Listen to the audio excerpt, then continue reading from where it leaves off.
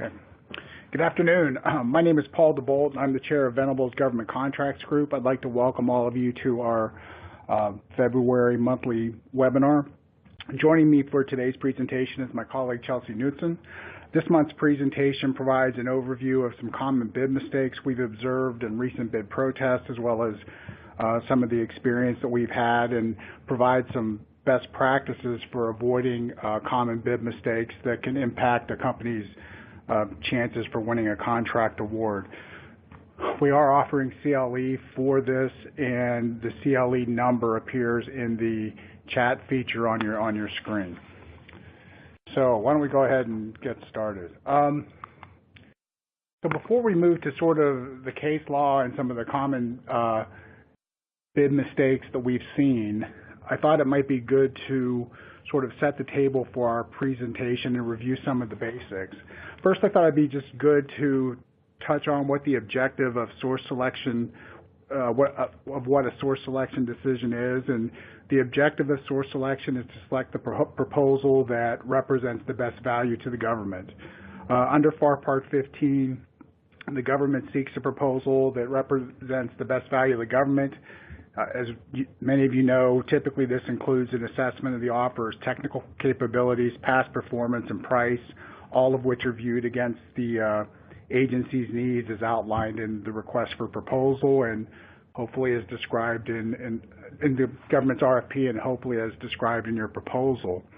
The government can meet this objective in a number of ways. There are many instances where they pay a higher price for a technically superior offer, and there are any number of cases where they don't believe that the technical superiority of an offer is worth the proposed price premium.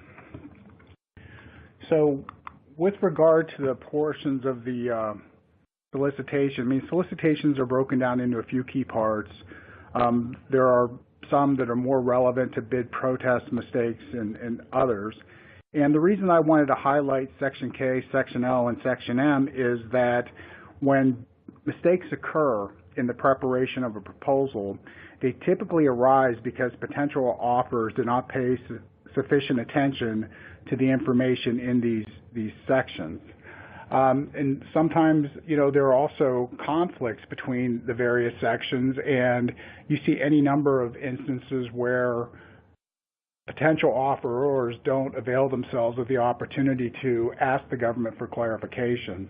My advice is that if there is an ambiguity, that use the process that's available to get clarification. There's nothing good that's going to come from trying to interpret an ambiguous provision, and you see that all the time in the case law. With regard to Section C, that sets forth the key technical requirements for the procurement. Sometimes this information will be provided in a separate performance work statement.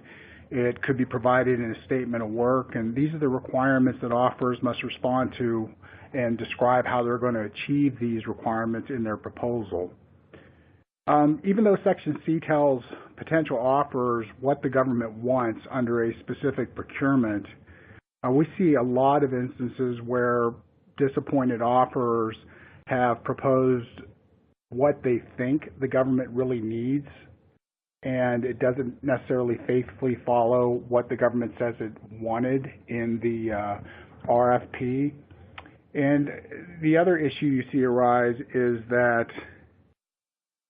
a lot of times offerors will factor in sort of back-channel communications that they've heard from the program shop or others within the government during an industry day, or as you were doing your outreach to the agency about what they would like to have. And we've had any number of cases where companies, clients have proposed the proposal that they thought the program actually wanted. They didn't get the contract, and the program shop was like, "This is terrible, you should have got the contract, we're going to do everything we can to make sure you get this contract. Go ahead and file a protest," and then you file a protest, and then the program shop goes quiet. So when you're putting together your proposal team needs to really focus on writing the proposal to the requirements in the solicitation, and you really need to filter out sort of the noise you get about what people believe the government really wants or what they've heard from people in the government about what they really want. Because, you know, the program shop's not always doing the evaluation. I mean, there may be some people on the evaluation team from the program shop, but the solicitation is going to be run by the contracting shop, and there's frequently a disconnect between what the program shop thinks they've told the contracting shop what they want and what's actually contained in the solicitation. The next slide, solicitation clauses, is relatively self-explanatory. The only thing that I wanted to highlight on this slide is that anytime you submit a proposal, it really does need to be your best offer, because you're not guaranteed the opportunity to be able to submit a best and final offer.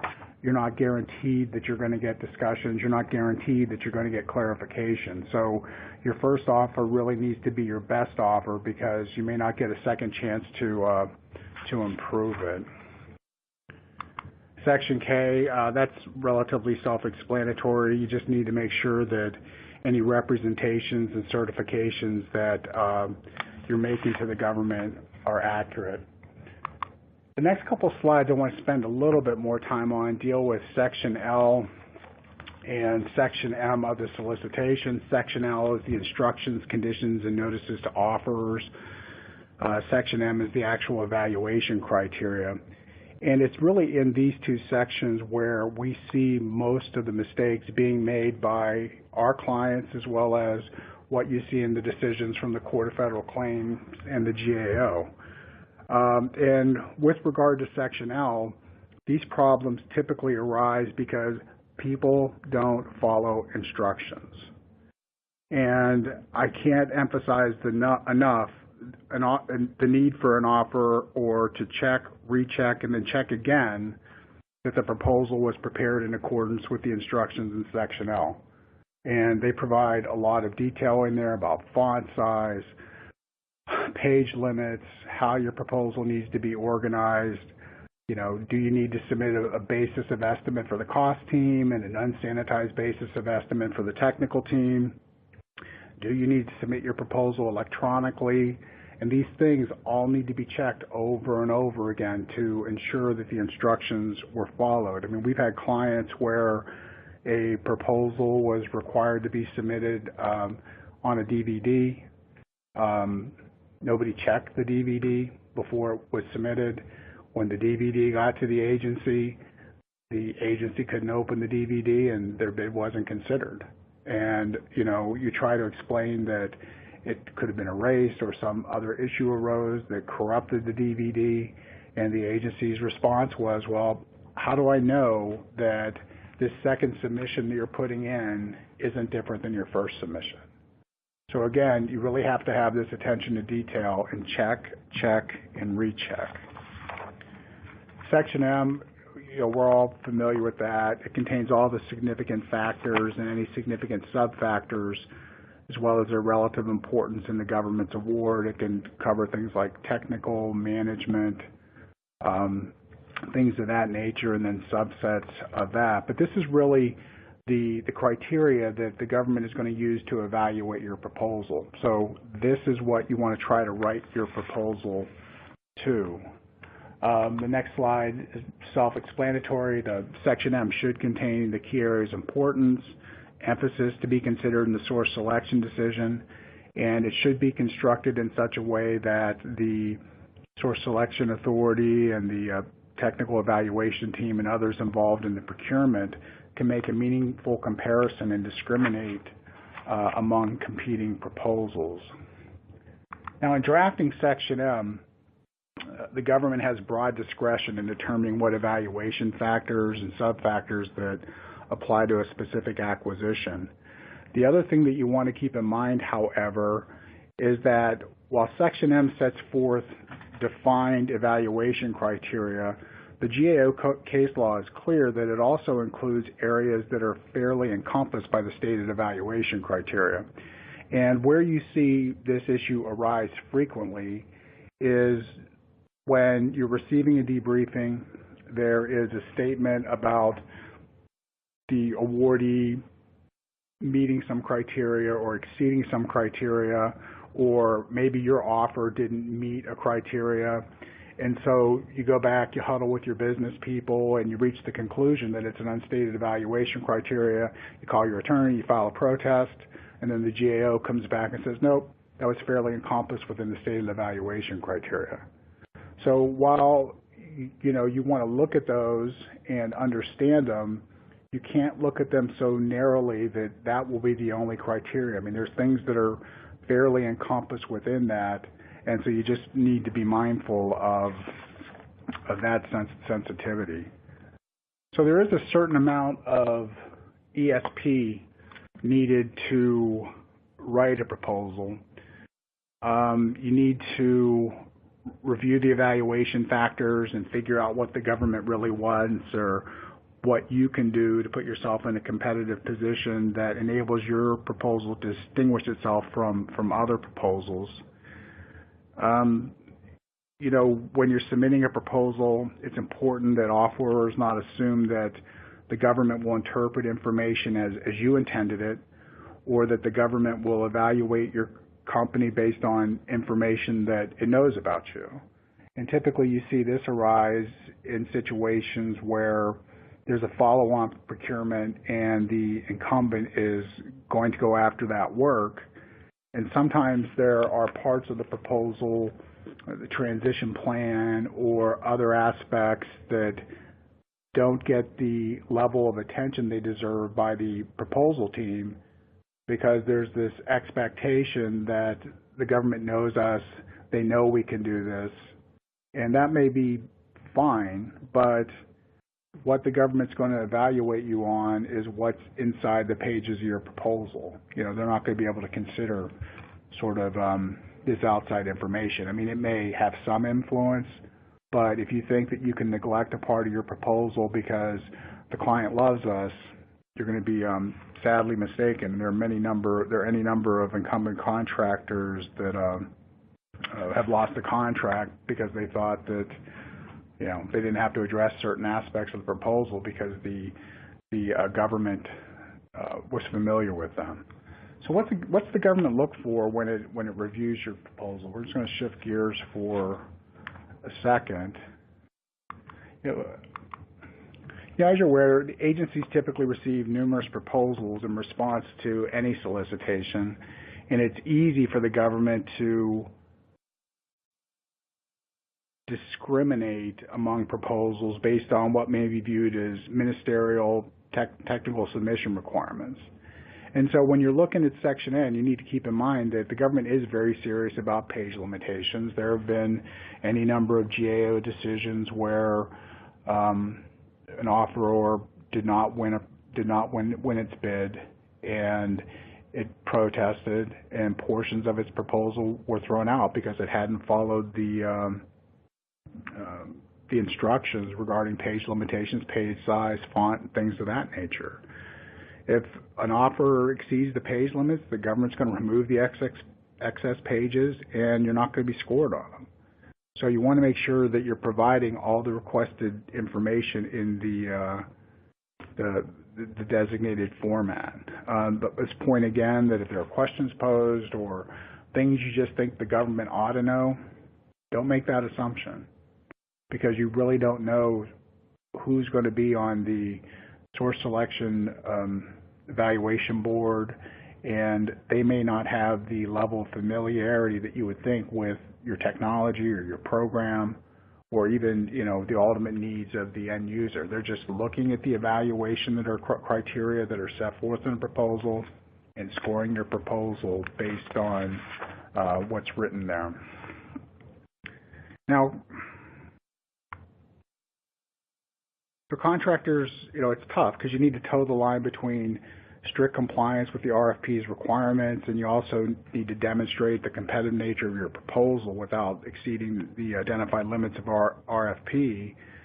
So you really do need to focus on explaining to the agency your understanding of the technical aspects of performing the SAL, and you also need to demonstrate to the agency that in addition to being technically proficient, you understand how to implement this technical proficiency in the environment that they're going to face. So if the end users are scattered throughout the world, you need to be able to show that. If there are multiple program offices or program offices and sub-offices that are going to be supported by your effort, you need to show them that you have familiarity working with that and you have the technical capability to ensure that none of these offices are going to suffer any sort of reduction or lapse in service.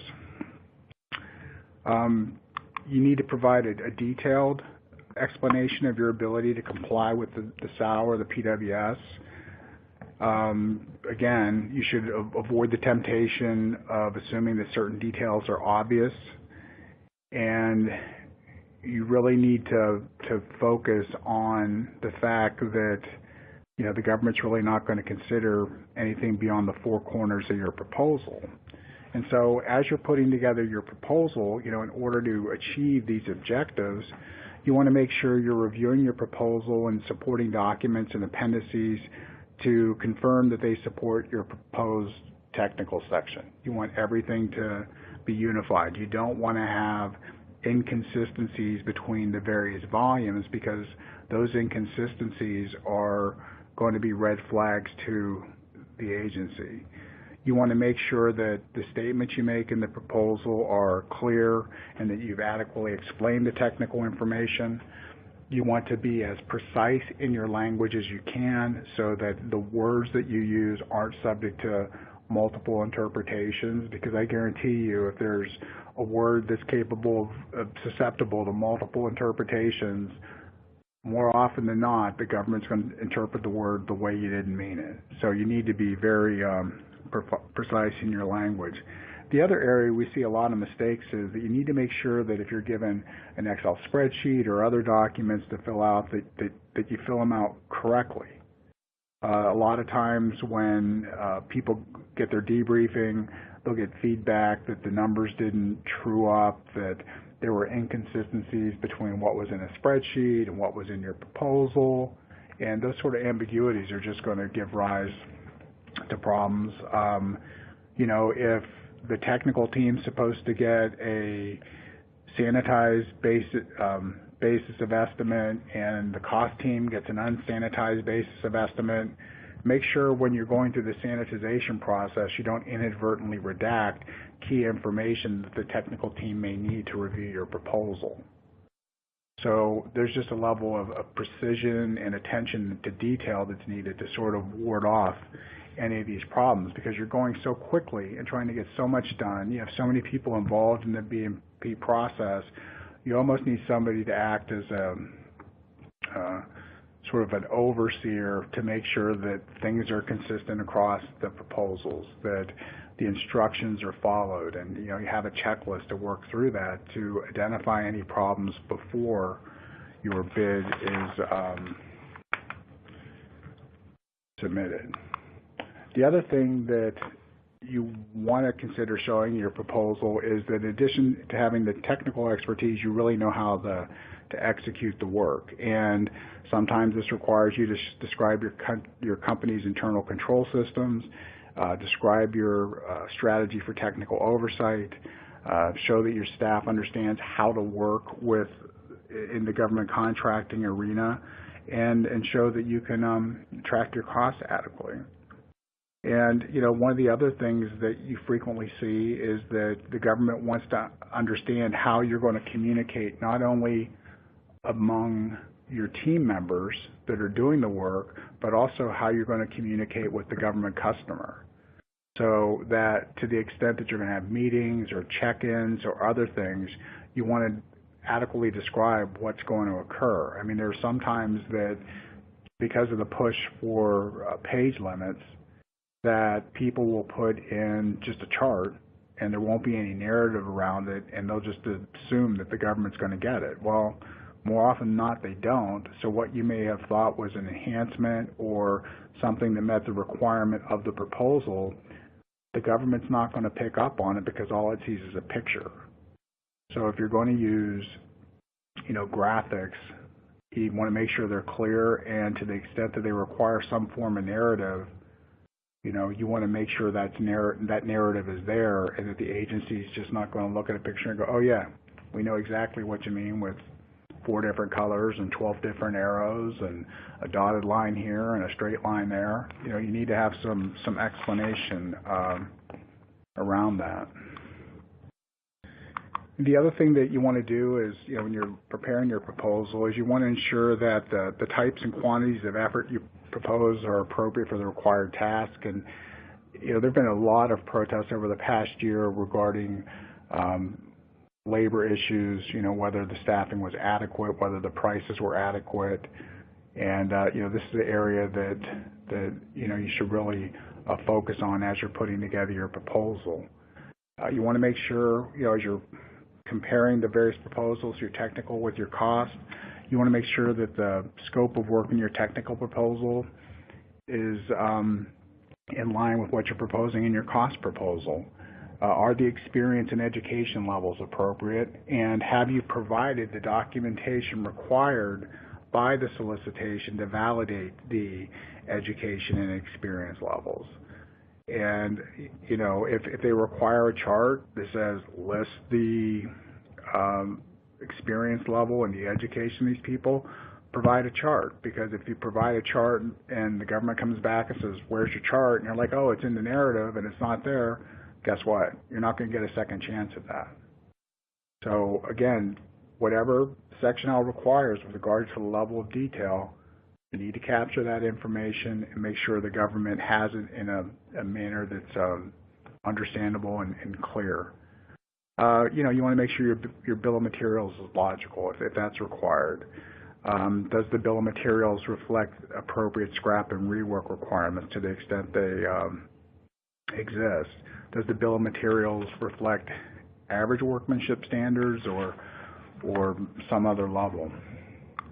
I touched on this a little bit previously, but as you're putting together your price proposal, you want to make sure that your price proposal adds up. You want to make sure that the rates and factors are reasonable. If you're using a wrap rate, do you appropriately compensate for overtime? If you're going to use uncompensated overtime, have you explained that you're going to use that and why you don't think that's going to have an impact on your workforce? It's not going to cause excessive turnover or whatever, but you need to explain that. To the extent you're going to escalate your rates over time, do you have a reasonable explanation as to the basis for that increase? Are there any mathematical errors? You see a lot of proposals where they're just mathematical errors across the proposal. The numbers that are in the technical section don't match the numbers that are in the cost section. You need to make sure that there's some quality control being done to ensure that is your price proposal unbalanced. And these are all very important things. And this cost issue is troubling right now because I don't think you can get a consistent read from the government about what they actually want, because it varies from command to command, agency to agency. And as an offerer, if your price is too high, there's a risk that you're going to be determined as not competitive. If your price is too low, the agency may identify a risk in the offeror's ability to provide the solution at the identified price, or they may reach the conclusion that there's a potential turnover risk in performance. And while at least in the cost arena, cost realism adjustments can wring out some of that risk, it can be difficult to figure out exactly what the government wants and what they're going to be using to determine whether your costs are reasonable or not. I know some agencies have used the Bureau of Labor Standards hourly rates, based on the various NAICS codes. And some agencies are very specific, and they focus on the NAICS code for a specific procurement, where others just focus on a general category. So you may have somebody for a specific NAICS code in a management category that under the labor statistics should be making $120,000, but when you put them in the general pool of management, which includes the manager of Applebee's, the manager of Payless Shoe Source, the manager of other things that are not similar to managing a complex government contract, those average rates can drop dramatically. But I've seen the government, use this sort of larger pool to justify rates that were proposed. I mean, we've seen solicitations where an offeror had proposed his price was about 60% of the government's independent cost estimate, and only about 72% of the incumbents bid, and the government found the cost reasonable. But I've also seen other cases where there was a similar price delta between either the incumbent or the independent government cost estimate, and they found that the prices were unreasonable based on the criteria or the statistics or the data that the government used to verify the prices. I think that probably the best you can do, given the case law and sort of the varying positions among the various agencies, is that if you are going to come in at rates that are below the incumbent's rates or that are below a particular survey that you've done for a category, you really do need to document it and explain your cost assumptions and provide whatever data you have that supports it. If you're the incumbent and there's 100 jobs and you're going to keep 70 of those, then you can probably use your incumbent rates, that we're going to have 70 of these people, they're incumbents, we're going to keep them at the same salary or give them a bump. But if you have 30 people that were working on the contract that you're going to backfill with new people, and you're going to bring them in at rates that were lower than what you were paying your incumbent staff, you're going to have some justification in your proposal as to why people in that specific community that may know what those jobs were paying are going to be willing to take, less money for that work. So I can't say that you can do this stuff to a scientific certainty. It's certainly more art than science. But I do think that you can put yourself in a better position if you document why you made a specific decision regarding an individual's salary, or if maybe your benefits are great. Maybe you have a great 401k, maybe you have great medical. You really need to play up those things so that you can allay any concerns the government has that this lower hourly rate is going to cause you a higher degree of turnover than what they would find acceptable on a given contract. One of the other things that the government focuses on in just about every RFP is past performance. And, frequently the government will ask you to submit past performance references, but there are any number of RFPs that you're going to come across which state the government reserves the right to conduct its own assessment of an offeror's past performance beyond what's included in your proposal. And so, you may think you have the best past proposal references in the world, and you're going to get, the highest mark for past performance, but the government's going to cast its net a little bit broader than what you do. But be that as it may, as a general matter, your proposal should describe your company's performance and not simply your company's best projects. You really need to focus on the size and scope of that work. I mean, typically the phrase you're going to see in Section M is they're looking for work of similar size, scope, and complexity, and sometimes they'll put a specific dollar value in. So you want to push as hard as you can to make sure that you're showing why that work is very similar to the work that you're competing for under the current procurement. If you're able to use, the past performance information of your key subcontractors and it's good, you should do it. And you just need to be careful. There was a recent GAO case where a contractor had submitted a past performance reference. He didn't know what the reference was until he got his debriefing. At the debriefing, he got a less than stellar past performance rating. So, the contractor, knew what or believed what he thought his past performance rating should be. He filed a protest, and the GAO found that he really didn't have any basis to complain about his past performance rating, since one of the past performance references that he had included in his proposal had basically torched them in their evaluation. So if you're going to pick a past performance reference, I think it's wise to try to pick people that you probably have a good relationship with and that you're probably 99% or 90% confident that they're actually going to give you a favorable evaluation. With regard to past performance, I mean, some of the things that I would think about doing is that, once my proposal goes in, I'd probably follow up with the references you listed for past performance and confirm they've submitted questionnaires. We've seen any number of cases where companies have put in a past performance reference and the past performance reference never responded to the government. You want to make sure that your subcontractors reach out to their references and ensure that those get submitted. And building on the GAO case, if there's a risk that any of your references that you're considering is going to give you a negative past performance evaluation, consider leaving it out. That's what I would do. Here's some of the past performance key points. I'm not going to spend a lot of time on that. I think that slide's relatively self-explanatory. The next thing the government's going to do is after they make the evaluation, before they make the award, they're going to determine whether you're responsible or not. The government contracting officer has to make a responsibility determination.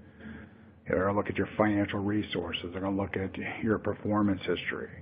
They're going to look at your record of integrity and business ethics. So you want to make sure that as a government contractor, you're doing all the right things so that you don't get a negative responsibility determination, because those are very difficult to overturn if you do get a negative one.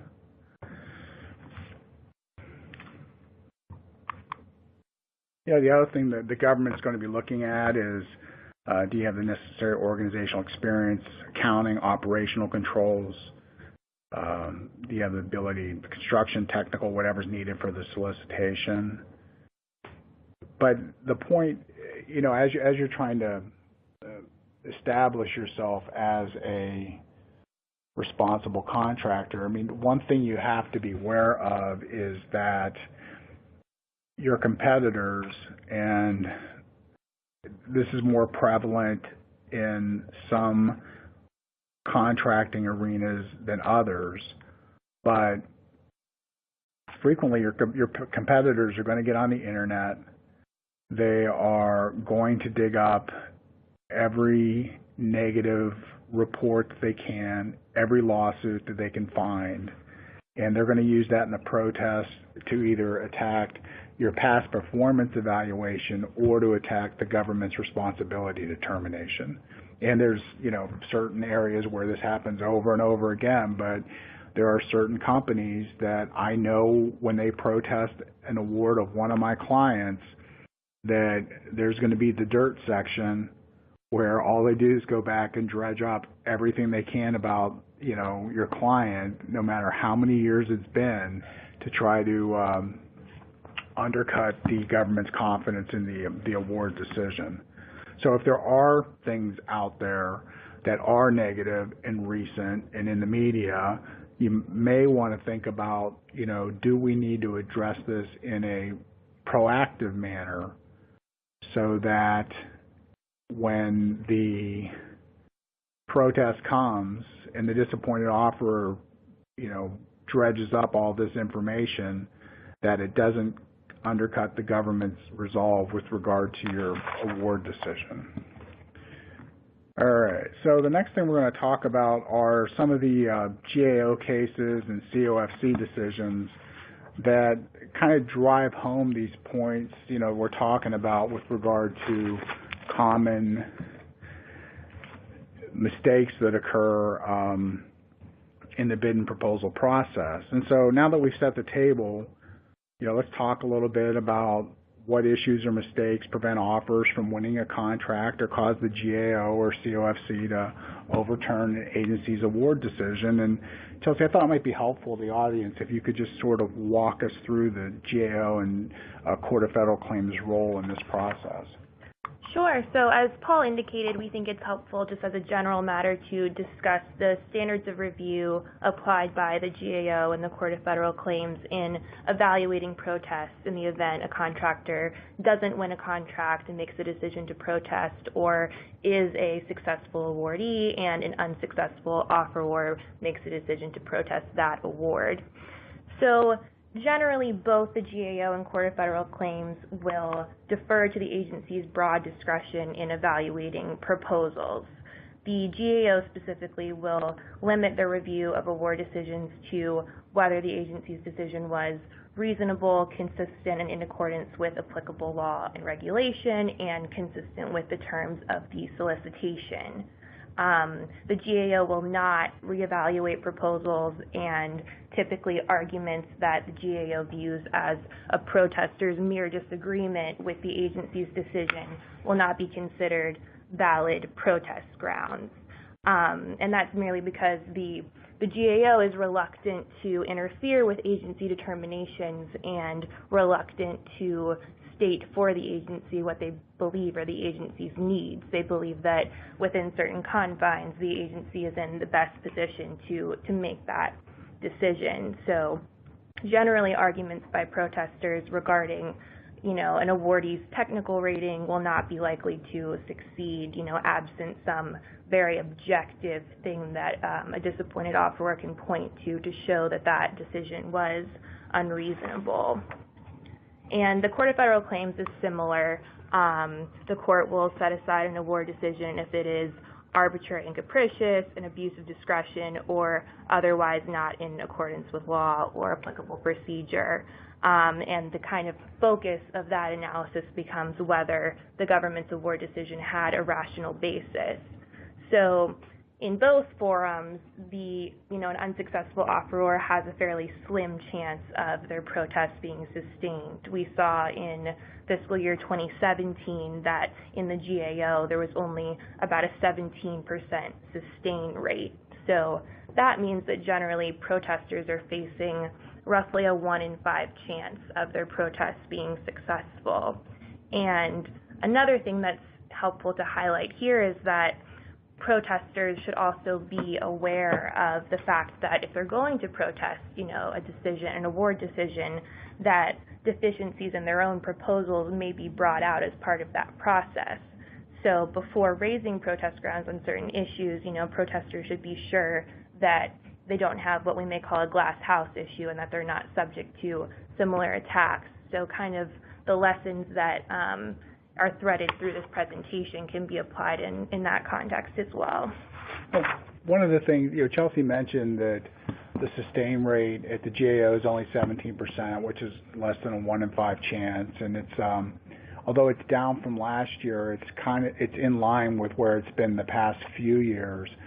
One of the statistics that the GAO does like to highlight, however, is that protesters have, I think it's like a 42 or 47% effectiveness rate. And what the GAO defines as an effectiveness rate are either protests that are sustained or protests where the government's taken corrective action. So, while you may only have a 17% chance that your protest will actually be sustained, you do have, 25 to 30% chance that a protest will result in corrective action.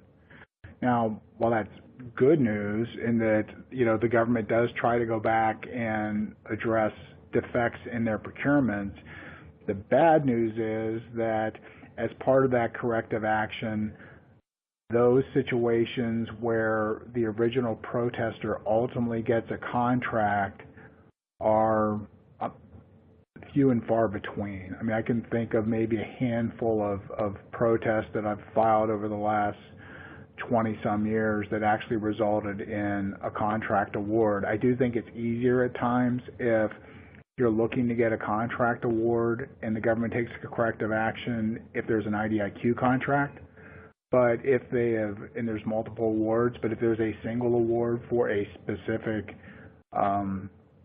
type of work, I can only think of a handful of situations where the protester has actually gotten the contract. But I just wanted to highlight that, you know, the GAO does trot that statistic out fairly frequently.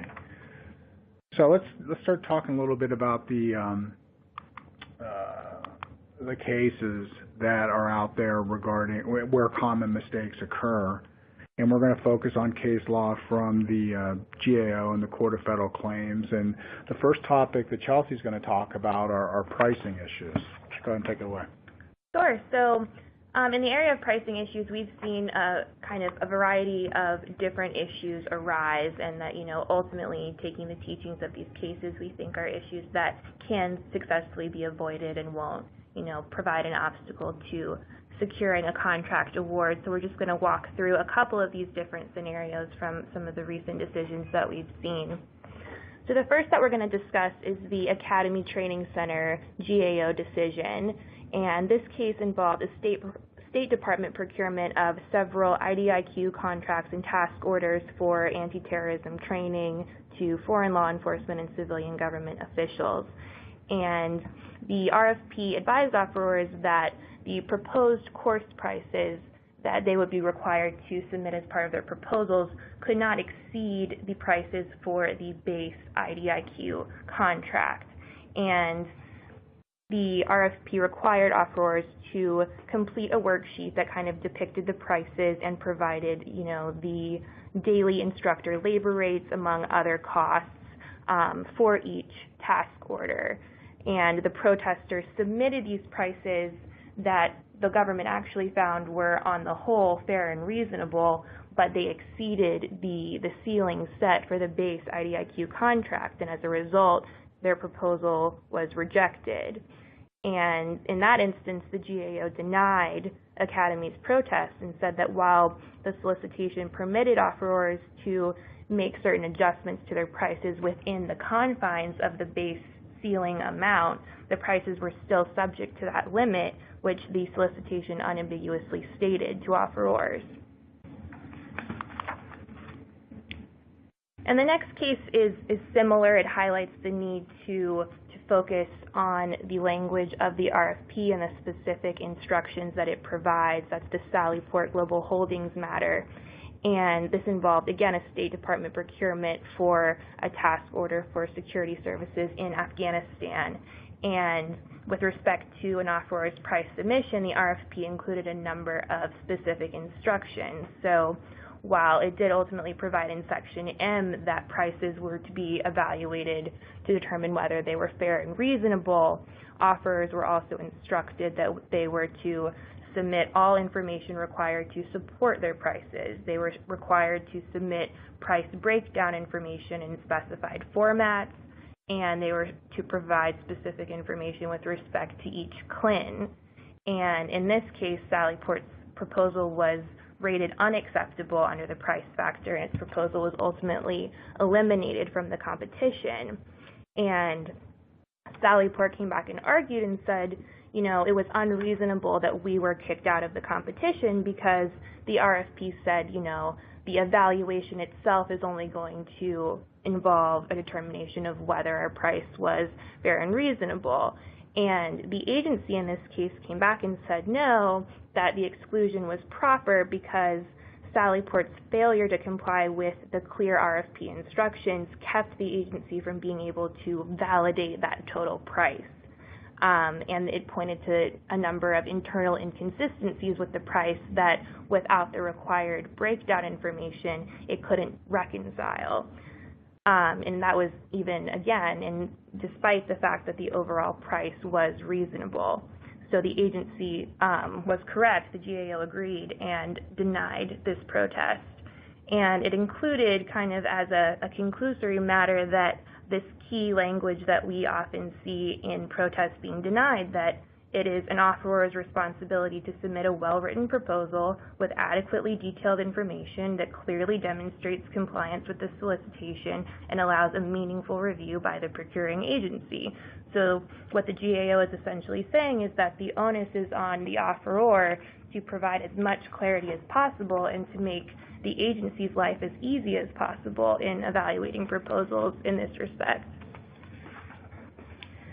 And this next decision provides an example of a contractor attempting to be responsive to an agency concern regarding its pricing, but ultimately still losing out. So it presents a bit of a catch-22 for contractors. That's the EMR Inc. case. So this decision involved an Air Force RFP for the Compact 2 procurement for construction and engineering services.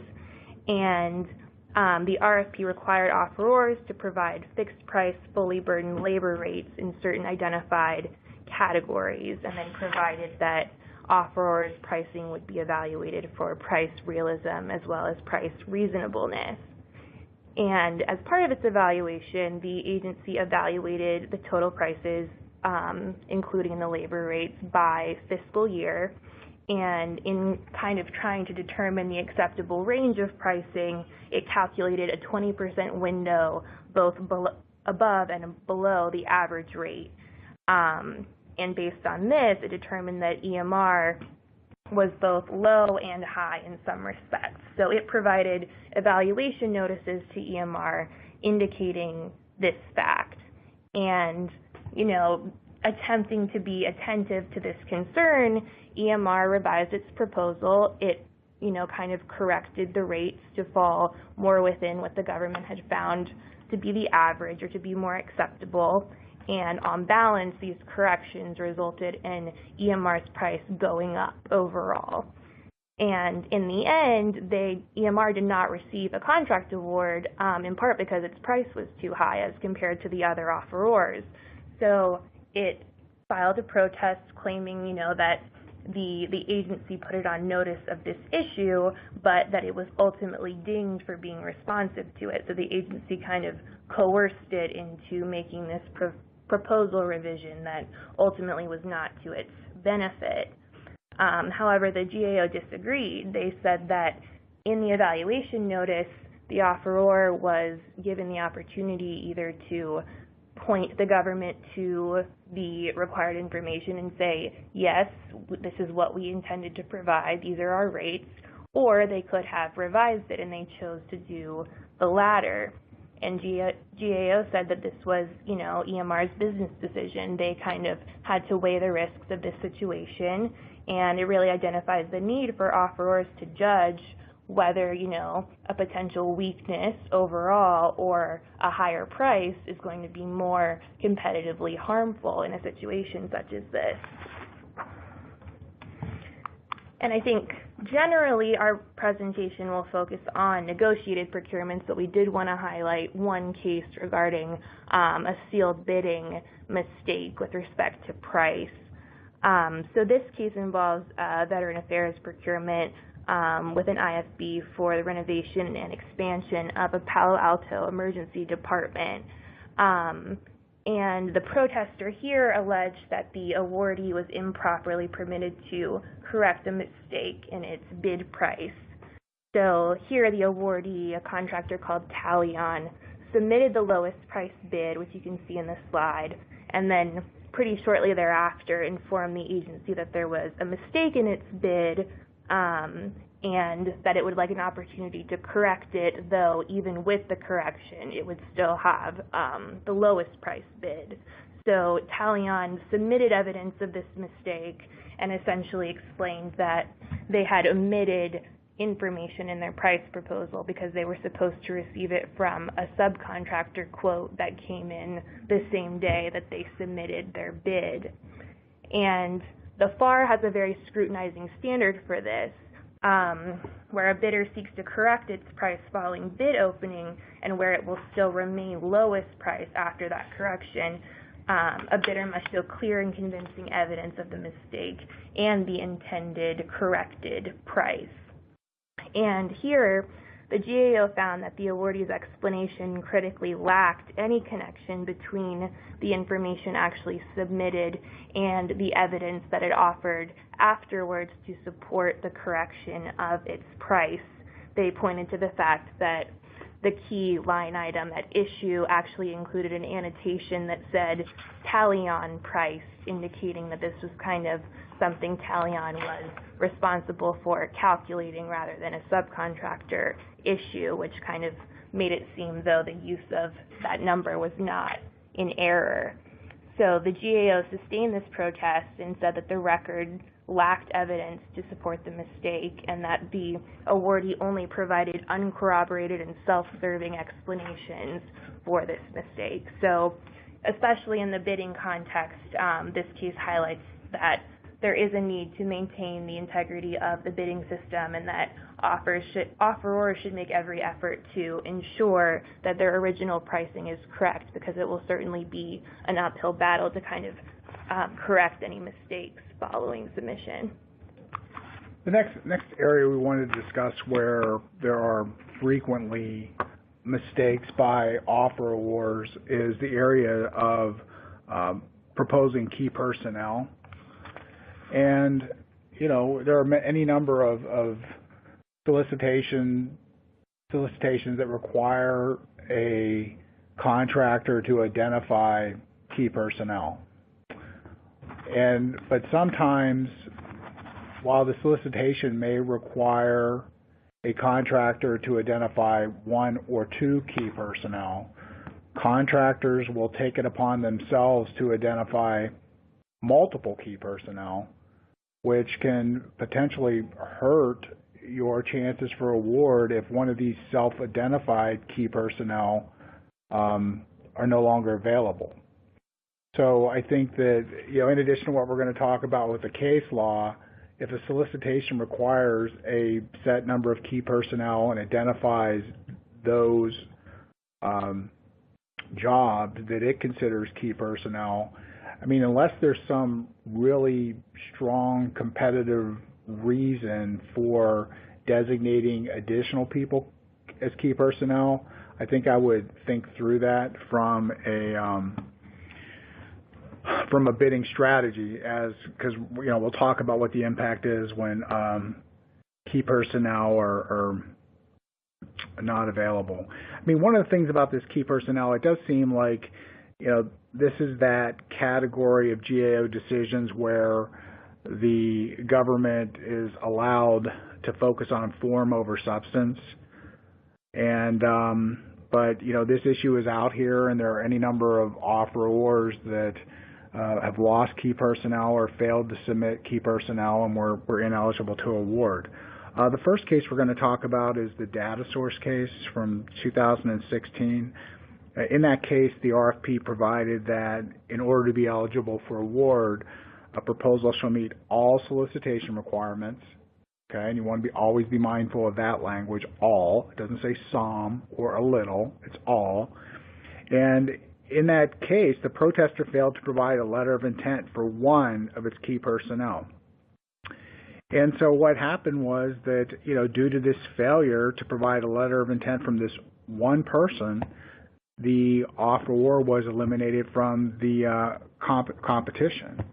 And as part of the protest, the offeror claimed that, well, you know, the materials elsewhere in my proposal was a reasonable substitute. You kind of could have figured out, you know, who this person was and what they were about.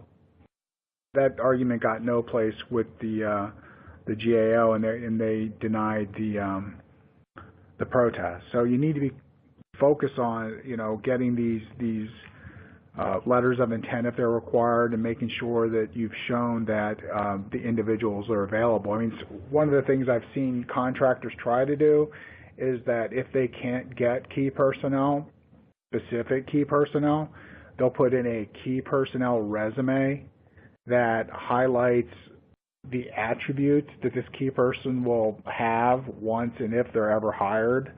And you know, you can try that, but if it asks for the resumes of key personnel, I think they really want resumes of people that actually exist, you know, not people that you hope to hire at some point in the future. I mean, the holding in data source is very similar to the holding in International Preparedness Associates, which came out in late December of 17. There, the GAO denied the protesters' argument that it provided sufficient information regarding the qualifications of its key personnel, even though it failed to provide resumes and other information required by the RFP. In its protest, the company took the position that the narrative description was sufficient, and the GAO said no, it's not. Another key person. I'm sorry. Go to the next one.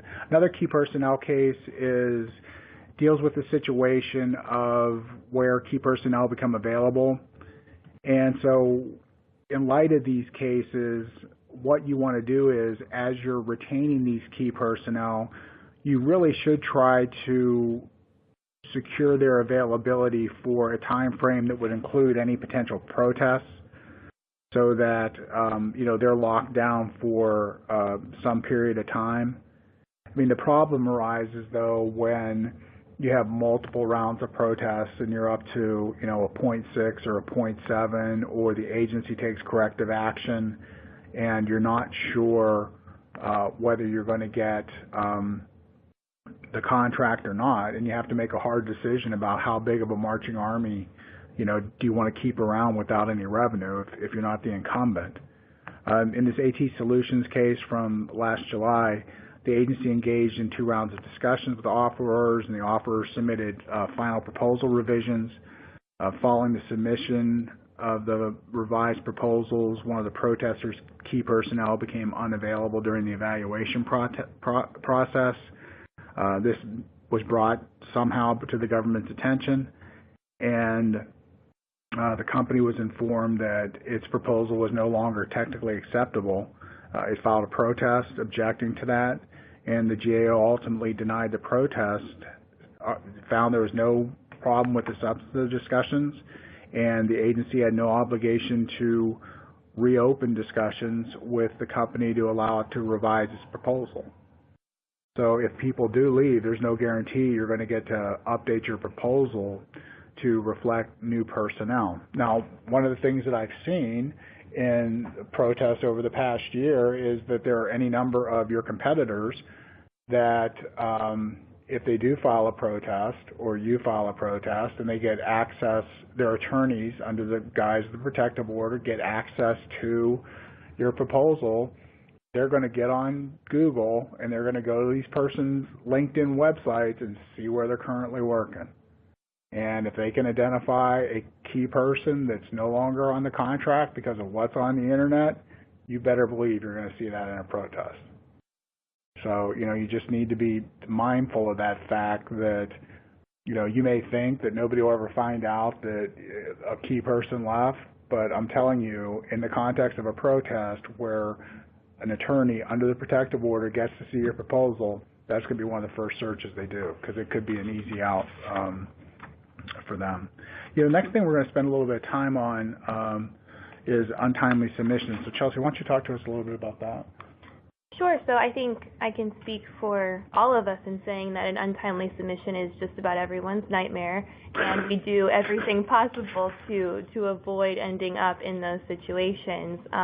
Unfortunately, both the GAO and the court and agencies alike are strict, however, with their timing rules, and it usually ends up that if a deadline is missed, the agency will not cut an offeror any slack in that situation. However, we did see one promising case coming out of the Court of Federal Claims towards the end of last year, the T-Square Logistics Services Corp. decision. And in that case involved an Air Force solicitation for base supply and operation and maintenance services. And the solicitation required offerors to submit both electronic and hard copy versions of their bids. And in light of some inclement weather that the contractor was seeing, they reached out to the contracting specialist, who essentially said, we've made a good faith effort to have this submitted timely, but due to the inclement weather, it doesn't look like the hard copy version is going to get to you in time. And in response, the contracting specialist said, don't worry about it. We understand that this is out of your control at this point, and kind of indicated that they shouldn't worry about complying with that aspect of the instructions. And ultimately, to the protesters' surprise, they ended up having their bid rejected as being untimely for failure to submit the hard copy component. So they filed a protest and, indicated that they made every effort to comply with this requirement, and moreover, they were told that they no longer needed to worry about complying with this requirement due to the extenuating circumstances. And the court ended up holding that the agency erred in failing to consider whether to waive that late submission as a minor informality, given the fact that the contracting specialist had indicated in writing that it would waive this hard copy submission requirement. So while that case did have more of a favorable result, it does tend to represent more of the exception to the timeliness rules rather than the standard. Untimely submissions are generally treated very harshly by agencies and the GAO as well as the court, and those forums are very reluctant to allow for any waiver of the timeliness rules established by the RFP. We've seen other recent cases, such as the Washingtonian Coach Corporation case in front of the GAO, that essentially said, it is the offeror's responsibility to deliver its proposal to the proper place at the proper time, and they denied a protest, claiming that the protester's proposal was unfairly rejected, where the protester, timely hit send on the email, but due to some server issues and file size issues, the agency didn't ultimately receive it timely. So that situation is kind of more in line with the cases that we'll typically see, where there's not a lot of wiggle room if you ultimately don't meet that deadline.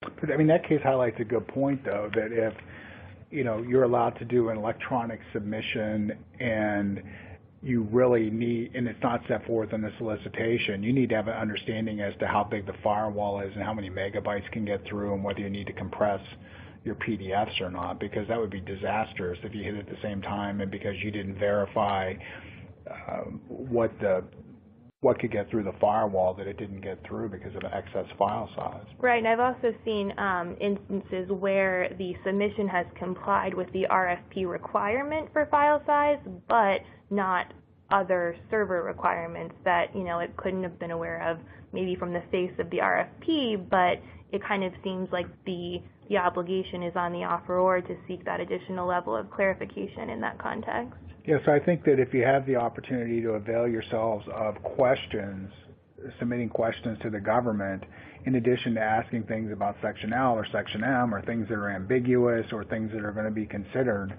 if there are electronic submission requirements, you want to make sure that you have the information that you can give to your IT people to make sure that this gets to the right server at the right time and the right size so that it can get submitted.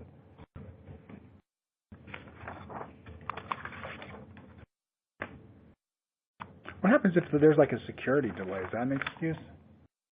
No, generally I would say no. I think, there have been cases where if you have to provide an in-person delivery and you just get caught up at a checkpoint, generally the agency will tell you that it was your responsibility to budget your time a little bit more wisely in that case.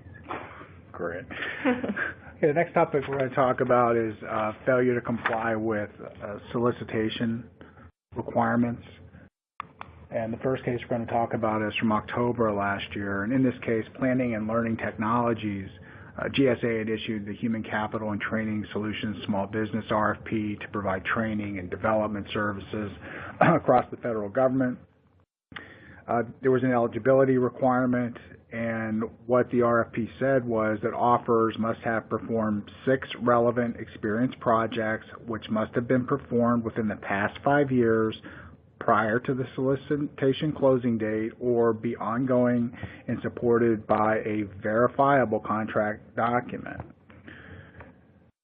So, as part of this solicitation, there was a warning to the offerors that the agency reserved the right to make an award without discussions, which they have the right to do. And this gets back to the point I made earlier that your first offer better be your best offer.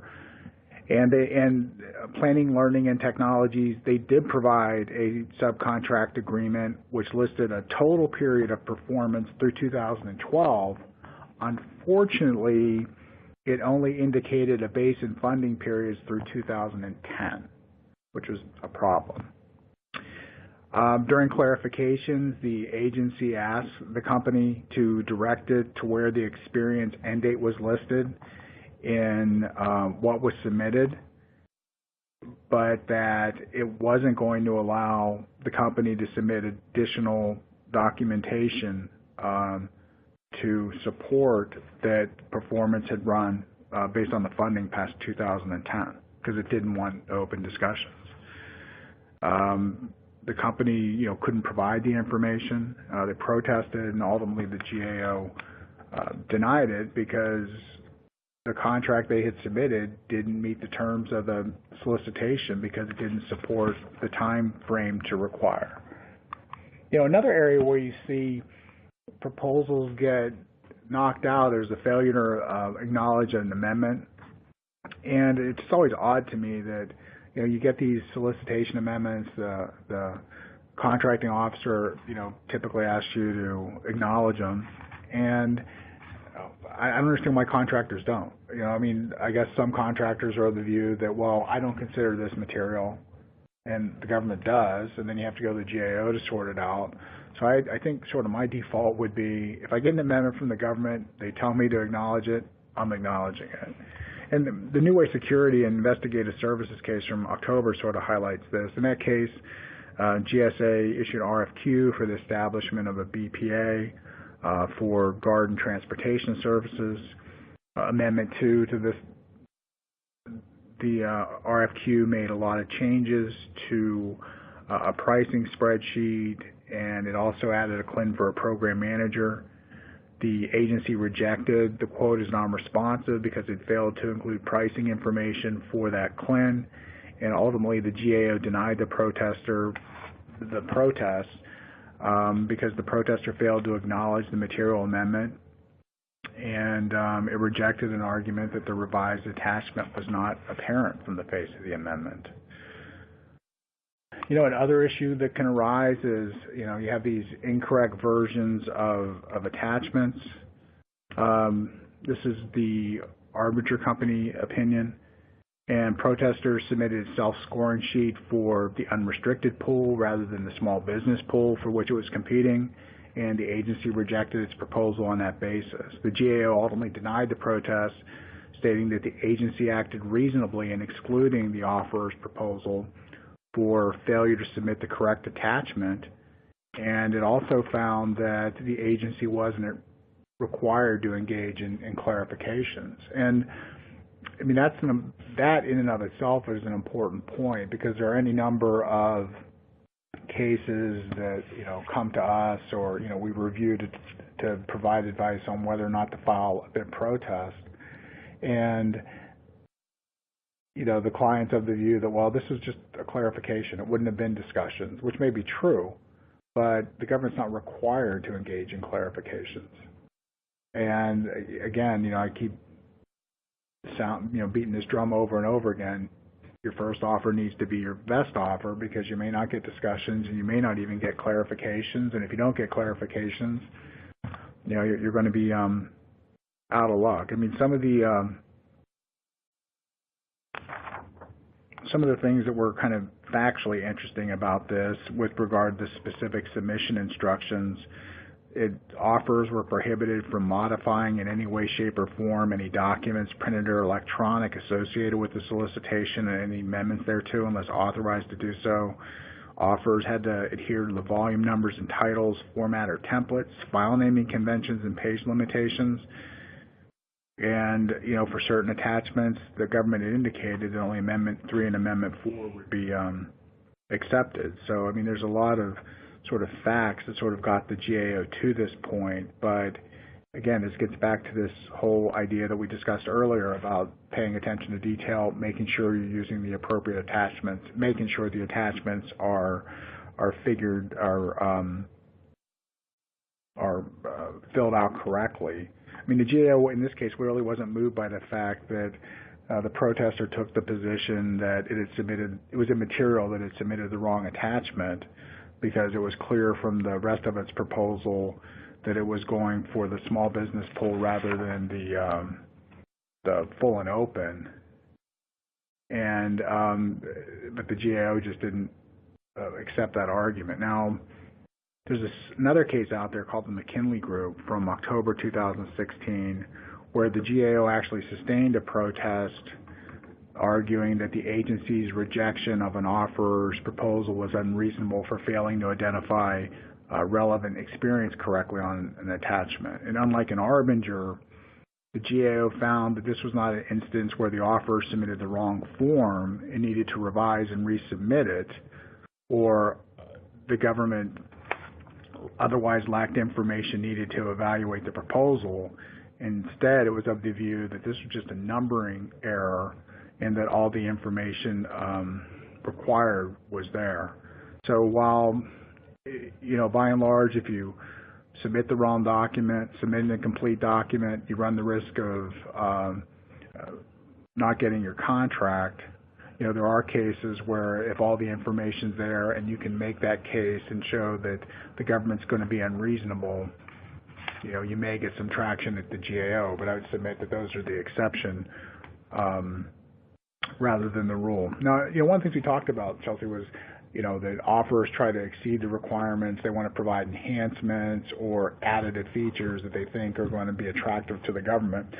Does that always work, or does that backfire sometimes? We actually have an example of that backfiring in the Murphy case. This matter involved Department of Agriculture RFP for timber removal and restoration services.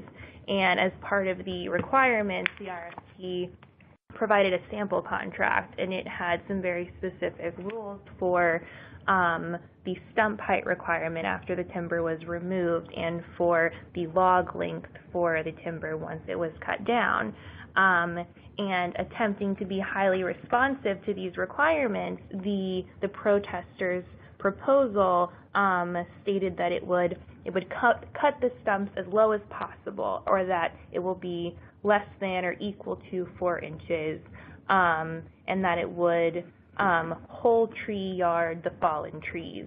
And I'm sure that in the offeror's mind, these were very value-added statements. However, the offeror at the same time failed to simply tell the government that it could meet the exact requirement that the government was looking to fulfill.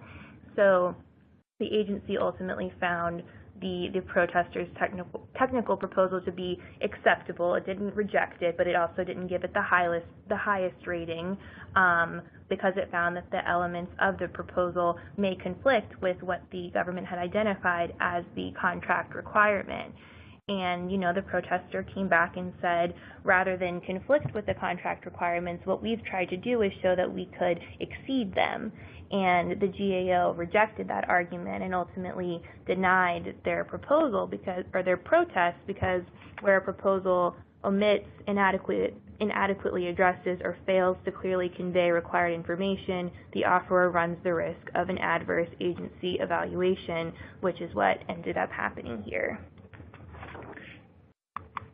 So one of the other places that you see sort of challenges that arise in proposals that give rise to these errors is again, a past performance area and fully and accurately describing the experience of your company or any subcontractor or your joint venture partner.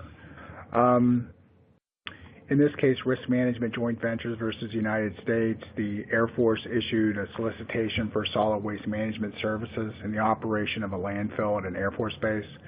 The contracting officer requested references for one of the for risk subcontractors, and Risk provided a summary of individuals who served in the technology group and a description of the unique processes used by the company and 5 references. Because the contractor didn't really answer the mail, the contracting officer rated this information as neutral because it didn't describe the pertinent past performance experience, and it didn't provide adequate information in the form required by the solicitation. I mean, obviously, the disappointed offeror protested, and the court found that the information providing was lacking or deficient. Now, a lot of times, as many of you know, that if you don't have relevant past performance, you shouldn't be rated negatively. You should get a neutral evaluation, but if a procurement is very hotly contested or if past performance has a significant weight in the overall award decision, a neutral past performance evaluation isn't going to be very helpful. And a lot of times, in Section M, it's going to tell you that you're going to get a neutral evaluation if you don't have past performance. So you just need to be mindful of that fact and to ensure that, you get the required past performance. Chelsea's going to talk a second about failure to demonstrate compliance with the DFARS clause as another mistake that did not go well for the disappointed offer. Yes, so we saw in the CR/ZWS LLC case, it involved an Air Force procurement for waste management services, and the technical evaluation was very limited. It was limited to whether the offeror's mission essential contractor services plans met the requirements of this DFARS clause. And this is a clause that is typically included in all solicitations for services that are designated as essential contractor services.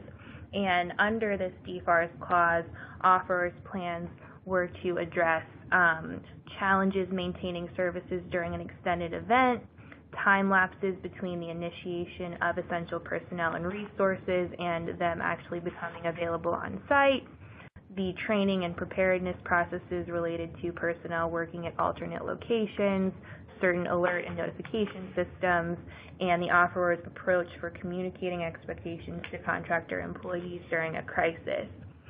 So a disappointed offeror filed a protest claiming that the awardee's plan failed to meet 2 out of the 5 DFARS requirements.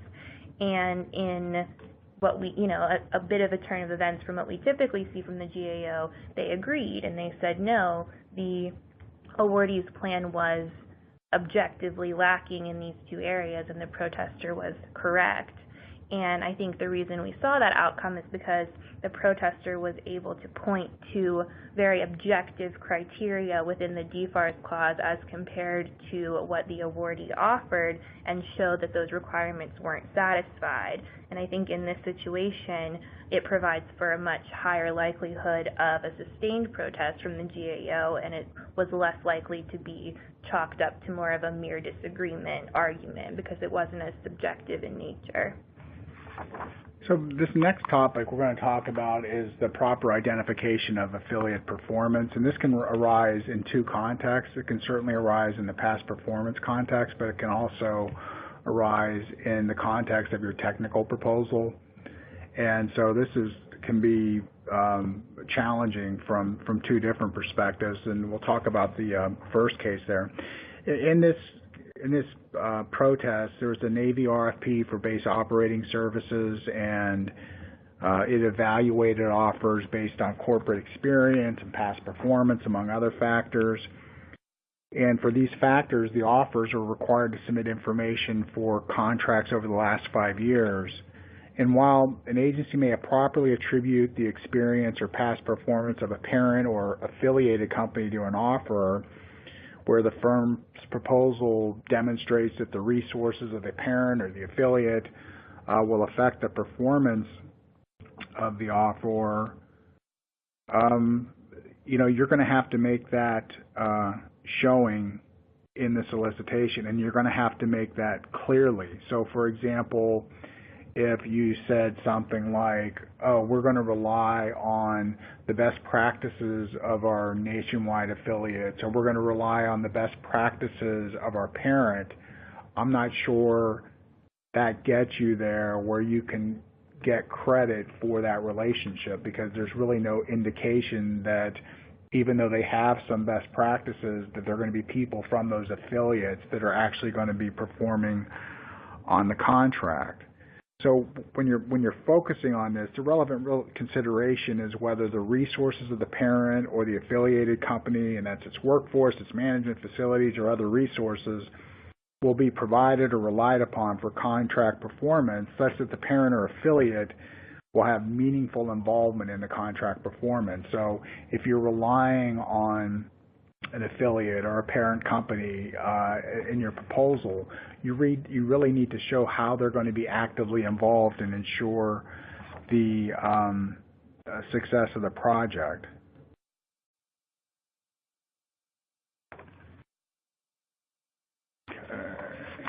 The next thing we're going to skip up to are organizational conflicts of interest. We got about 10 minutes left, and we got a few questions, so we'll try to get to those as well. Organizational conflicts of interest, we'll talk about those pretty quickly. All of you, or many of you on the phone, operate in this space on a daily basis, so you know what the definition of an organizational conflict of interest is. It's set forth in FAR Part 2.101. With regard to the contracting officer's responsibilities when it comes to organizational conflicts of interest, the contracting officer has an obligation to identify and evaluate potential OCIs. It needs to avoid, neutralize, or mitigate significant OCIs before contract award.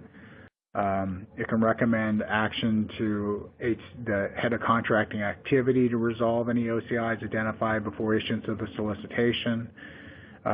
Should avoid unnecessary delays or unduly burdensome information requirements, and afford the apparent successful offeror an opportunity to respond before withholding award based on an identified OCI. And typically, what you'll see if that situation arises, you'll get a letter from the contracting officer indicating that there is an OCI, they have some concerns, they want you to mitigate it, and that they're doing this as part of, before they determine that you're ineligible for award. So if you get that letter, it's not necessarily a bad thing. You just need to make sure that you respond to it and address the concerns in a meaningful manner so that there's nothing that upsets that apparent award.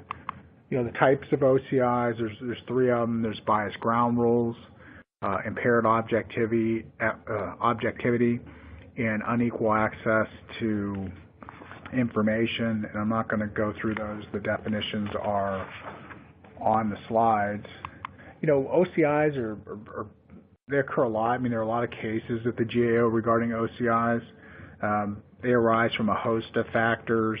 There's increased government use of management support and consultant factors, government use of contractors in source selection and contract administration, even if they're an unofficial member or non-voting member of the source selection team, government use of multiple agency schedules and vehicles, and sometimes these things just arise out of acquisitions and mergers, that you buy a company that creates an OCI, or you team with a company that creates an OCI. So, it's just the nature of the business and how incestuous it is that there are going to be a lot of opportunities to run into this situation. And Chelsea's going to walk us through some of the cases on organizational conflicts of interest. Sure. So I'm going to walk through just quickly in the time remaining a couple of cases that we've seen recently that highlight some key issues in this area. One is the Advanced Med Corporation decision, which is a GAO case, which involved an HHS RFP for a task order to